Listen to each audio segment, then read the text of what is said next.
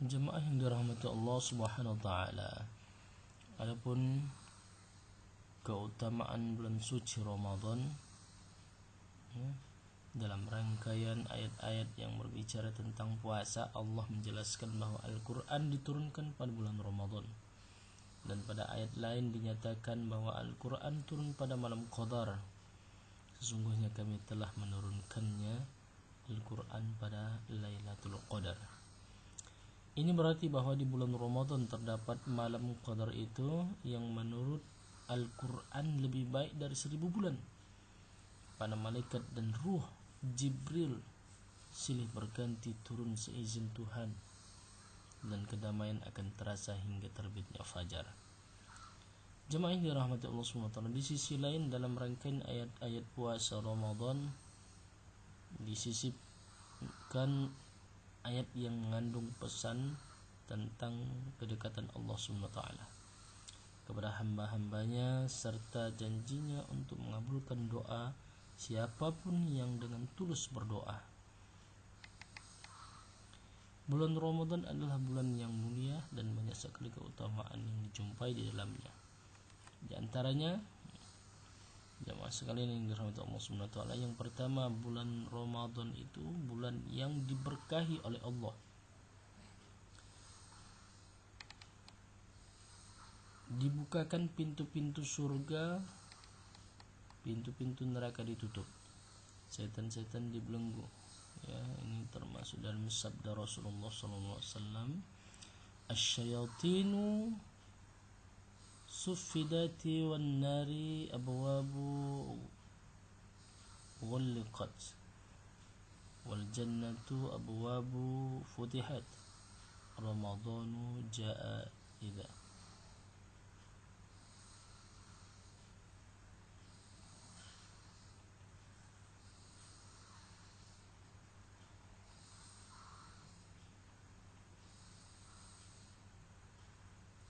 Idza jaa Ramadhan futihat abwabul jannah wa ghuliqat abwabun nar wa suffidatis syayatin. Ya, apabila datang bulan Ramadan maka dibukakan pintu-pintu surga dan ditutuplah pintu-pintu neraka, dan setan-setan diikat, dibelenggu. Hadis riwayat Bukhari dan Muslim. Yang kedua, waktu yang mustajab untuk berdoa. Likulli muslimin da'watun mustajabatun yad'u biha fi Ramadan. Setiap muslim memiliki doa yang mustajab terkabulkan yang ia berdoa sengaja dengannya pada bulan Ramadan. Hadis riwayat Ahmad.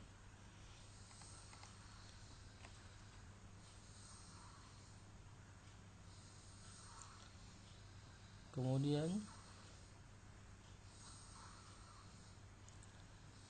salasun la turaddu da'watuhum as-saimu hina yuftiru wal imamu wal adilu da'watul mazlumi. 3 hal yang tidak tertolak doa mereka: orang yang berpuasa ketika berbuka, imam atau pemimpin yang adil, doa orang yang terzalimi. Hadis riwayat Ahmad. Kemudian selanjutnya Ramadan, bulan turunnya Al-Quran. Jemaah yang dirahmati Allah SWT, Al-Quran diturunkan di bulan Ramadan sebagai petunjuk bagi umat manusia dan sebagai penjelasan-penjelasan mengenai petunjuk itu serta pembeda antara yang hak dan yang batil. Syahrul Ramadan alladzi unzila fihi al-Qur'an hudan lin-nasi wa bayyinatin minal huda wal furqan. Beberapa hari yang ditentukan itu ialah bulan Ramadan yang di dalamnya diturunkan permulaan Al-Quran sebagai petunjuk bagi manusia dan sebagai penjelasan-penjelasan mengenai petunjuk itu dan pembeda antara yang hak dan yang batil. Quran Surah Al-Baqarah ayat 185. Jamaah yang dirahmati Allah Subhanahu wa taala, selanjutnya yaitu puasa Ramadan adalah salah satu rukun Islam. Ya, ini terdapat dalam firman Allah Subhanahu wa taala, "Hai orang-orang yang beriman, diwajibkan atas kamu berpuasa sebagaimana diwajibkan atas orang-orang sebelum kamu agar kamu bertakwa." Quran surah Al-Baqarah ayat 183. Sabda Nabi sallallahu alaihi wasallam, Islam didirikan di atas 5 sendi, yaitu syahadat tiada sesembahan yang hak selain Allah, tiada sesembahan yang hak selain Allah, dan Muhammad adalah Rasul Allah, mendirikan solat, menunaikan zakat, puasa Ramadan, dan pergi haji ke Baitul Haram. Hadis muttafaqun alaih.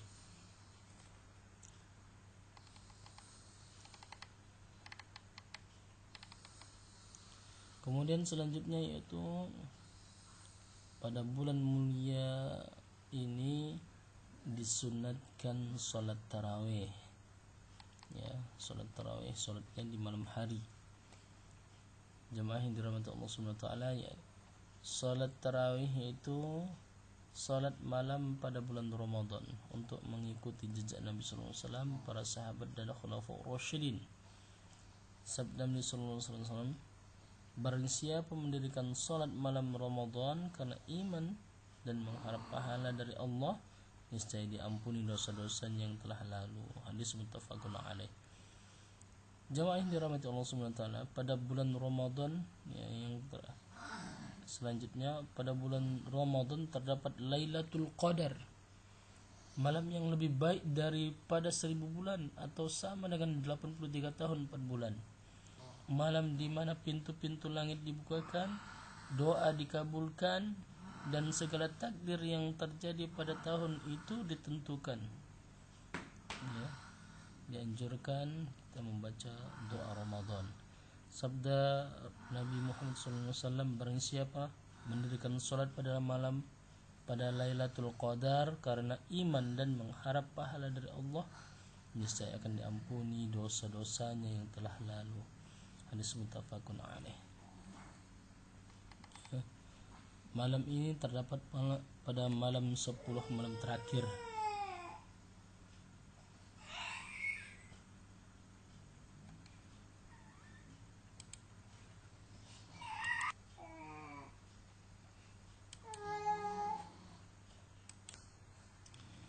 Jamaah yang dirahmati Allah Subhanahu wa taala, setiap muslim wajib untuk menjalankan ibadah puasa di bulan Ramadan. Kewajiban berpuasa di bulan suci yang penuh ampunan ini merupakan perintah langsung dari Allah Subhanahu wa taala dalam kitab suci Al-Qur'an, seperti yang tertulis dalam surah Al-Baqarah ayat 183. A'udzu billahi minasyaitonir rajim. Ya ayyuhalladzina amanu kutiba alaikumus syiyamu kama kutiba alal ladzina min qablikum la'allakum tattaqun. Hai orang-orang yang beriman, diwajibkan atas kamu berpuasa sebagaimana diwajibkan atas orang-orang sebelum kamu agar kamu bertakwa. Jemaah yang dirahmati Allah Subhanahu wa taala, pengertian puasa adalah menahan diri dari apa-apa yang membatalkan puasa, dari terbit fajar hingga terbenamnya matahari, dengan niat semata-mata karena Allah Subhanahu wa taala. Namun apabila seseorang mendapat halangan sehingga tidak dapat menjalankan ibadah tahunan itu, ya, diwajibkan baginya untuk mengqadha atau mengganti puasa di bulan lain selain Ramadan. Hal itu sesuai dengan firman Allah Subhanahu wa taala dalam surah Al-Baqarah ayat 125, yang artinya, dan barang siapa sakit atau dalam perjalanan, ya, dia tidak berpuasa, maka wajib menggantinya sebanyak hari yang ditinggalkannya itu pada hari-hari yang lain. Lantas apa saja yang dapat membatalkan puasa di bulan Ramadan? Ya, jemaah sekalian yang dirahmati Allah Subhanahu wa taala, ada beberapa hal yang dapat membatalkan puasa kita. Ya, di antaranya yang pertama, masuknya sesuatu ke dalam mulut. Jamaah yang dirahmati Allah Subhanahu wa taala, pengertian paling dasar puasa adalah menahan makan dan minum pada waktu yang ditentukan. Jadi, apabila seseorang memasukkan sesuatu lewat lubang pada anggota tubuhnya dengan sengaja, maka puasanya akan batal. Ya, termasuk makanan dan minuman. Mereka masuk melalui tenggorokan. Yang kedua, berhubungan badan suami istri, apalagi yang bukan suami istri. Seorang muslim dilarang berhubungan intim di siang bolong saat berpuasa, meskipun hubungan badan itu terjadi antara suami istri yang sah. Ya, jadi tak boleh kita berhubungan intim suami istri di siang bolong saat puasa, batal puasanya. Kemudian muntah. Jamaah yang dirahmati Allah Subhanahu wa taala, barang siapa yang sengaja muntah dia dengan cara memasukkan sesuatu ke dalam mulut atau apapun itu, maka puasanya akan batal. Namun bila tidak sengaja seperti sakit, maka tidak membatalkan puasa. Ya. Jadi kalau sengaja dimasukkannya supaya menunjukkan bahwasanya dia akan batal puasa, dicucuknya mulutnya itu, masukkan benda tahap sehingga lama kelamaan dia mual dan muntah, akhirnya batal puasanya, baru boleh makan dia. Itu disengaja tak boleh. Kalau dia tak disengaja, maka hal itu boleh dilanjutkan lagi puasanya, dia tak batal puasa. Ya. Kemudian selanjutnya keluar air mani. Jamaah yang dirahmati Allah Subhanahu wa taala, keluar mani dengan sengaja saat sedang puasa membatalkan puasa, baik itu karena berhubungan badan atau masturbasi. Namun bila keluar mani karena mimpi, maka tidak membatalkan puasa. Ya, di siang hari dia mimpi basah kita bilang, maka dia tidak membatalkan puasa.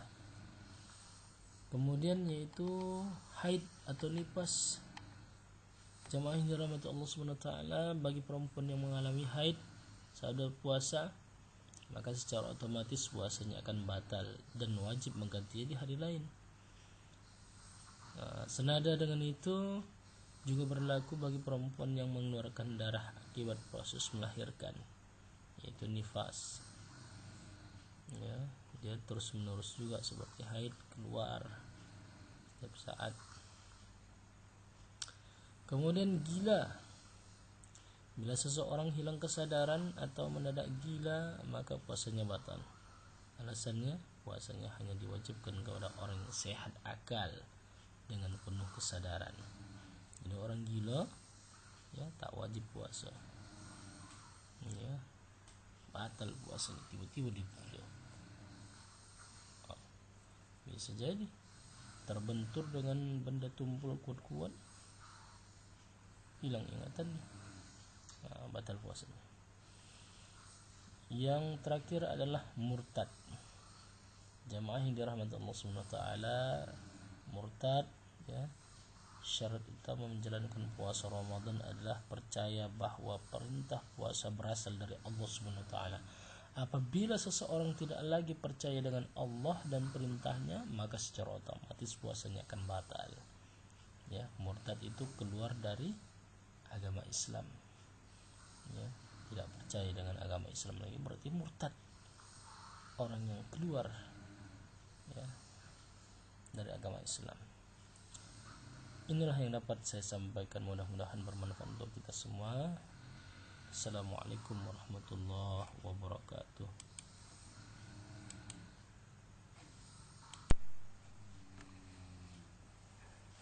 Assalamualaikum warahmatullahi wabarakatuh.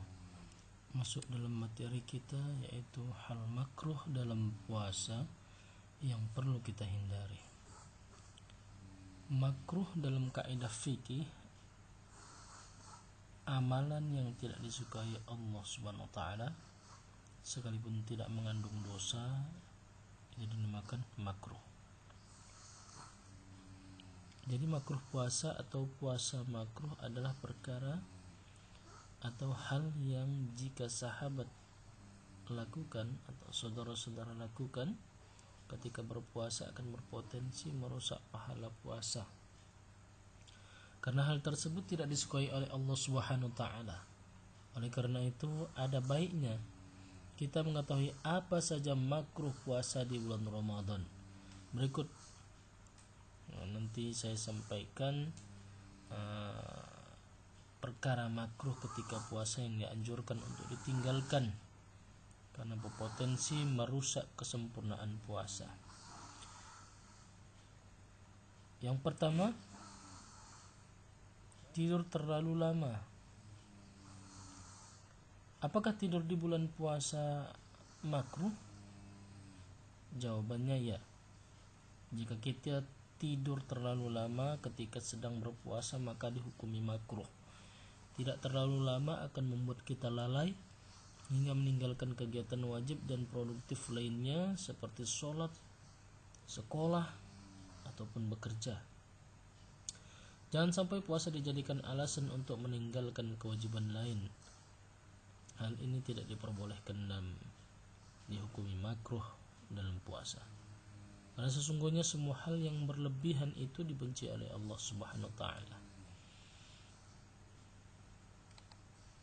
Nah, ini ya, bisa kita lihat di dalam fikih bab puasa kitab Taqriratus Sadidah. Jamaah yang dirahmati Allah Subhanahu wa taala, yang kedua, berlebih-lebihan ketika berkumur-kumur dan memasukkan air ke dalam hidung atau istinsyak. Hal ini termasuk makruh puasa karena dikhawatirkan air akan masuk ke dalam kerongkongan sehingga dapat membatalkan puasa kita. Dari Laqid bin Sabrah radhiyallahu an, beliau berkata bahwa Rasulullah SAW bersabda, sempurnakanlah wudu dan basahi sela jari-jari, perbanyaklah dalam istinsyak, memasukkan air ke hidung, kecuali bila sedang berpuasa. Nah, jadi kalau dalam berpuasa kita dilarang oleh Nabi. Ini dijelaskan juga di dalam Majmu'ah Al-Fatawa di halaman 266.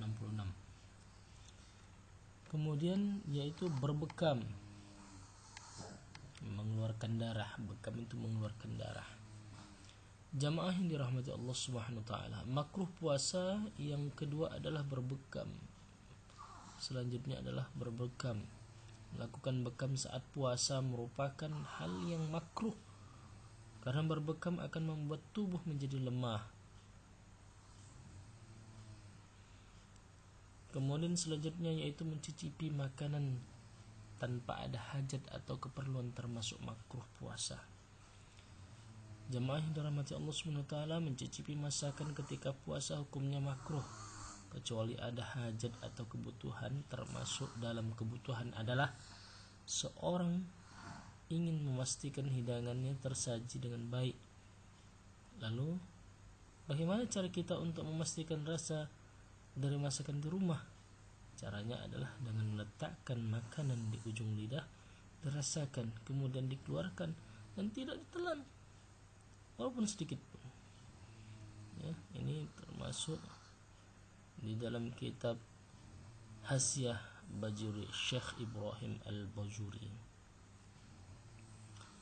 Kemudian selanjutnya yaitu menggosok gigi.